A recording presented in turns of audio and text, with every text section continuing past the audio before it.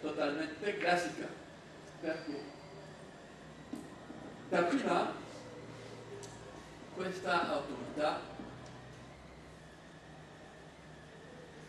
è vincolata alla Banca di Francia.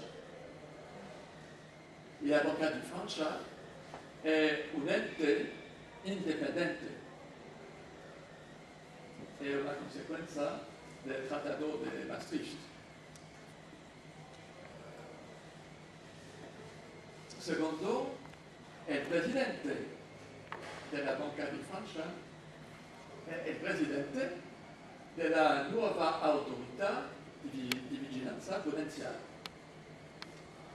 Terzo, i servizi della Banca di Francia sono al servizio della nuova autorità di vigilanza prudenziale.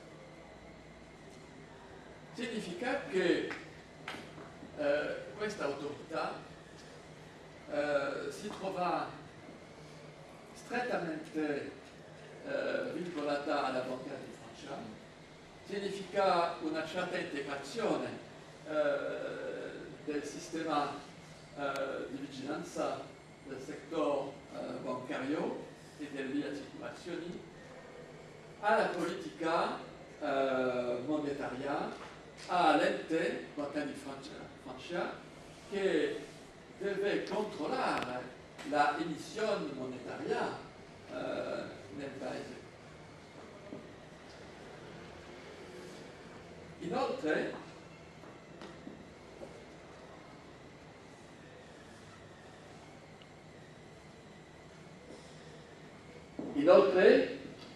tra i membri dell'autorità si trovano alti funzionari, il direttore del Tesoro va a un sede non di decisione, ma un sede alla riunione dell'autorità di vigilanza prudenziale e anche per questioni di assicurazioni il direttore delle assicurazioni sociali. Si vede che lo Stato è presente anche dentro della nuova autorità. Tuttavia, questa autorità è organizzata in una maniera che garantisce molto più l'indipendenza delle decisioni individuali che questa autorità deve prendere. Dapprima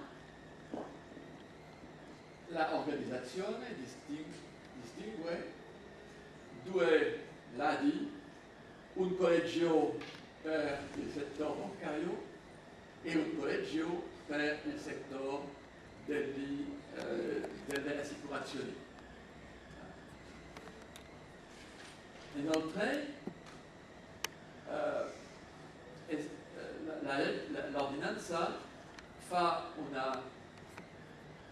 introduce una dualità tra il collegio che tratta di questioni generali del settore, della vigilanza del settore, della regolamentazione del settore, che può determinare indagini rispetto alle imprese del settore e una commissione di sanzioni. Stavolta la funzione disciplinaria è distinta della funzione di vigilanza, del monitoring, possiamo dire, del settore.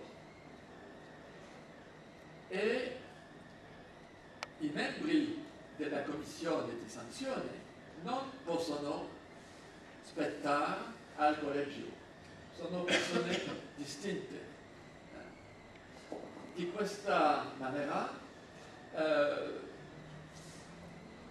la separazione tra la fase di controllo amministrativo e la fase di persecuzione che va a raggiungere